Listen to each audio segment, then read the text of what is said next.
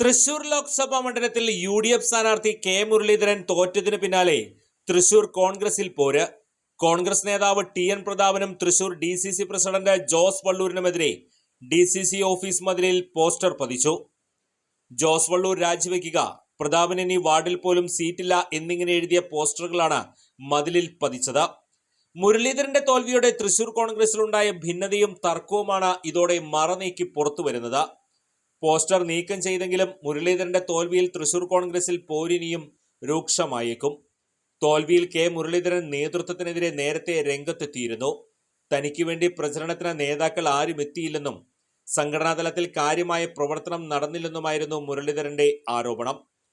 തൃശൂരിൽ തന്നെ കുരുതി കൊടുക്കുകയായിരുന്നുവെന്നും വടകരയിൽ തന്നെ മത്സരിച്ചിരുന്നെങ്കിൽ ജയിക്കാമായിരുന്നുവെന്നും മുരളീധരൻ ആരോപിച്ചിരുന്നു. ഇതിന് പിന്നാലെയാണ് മുരളീധരന്റെ തോൽവിയിൽ പ്രതിഷേധിച്ച പ്രതാപനും ജോസ് വള്ളൂരിനുമെതിരെ ഒരു വിഭാഗം രംഗത്തെത്തിയത്.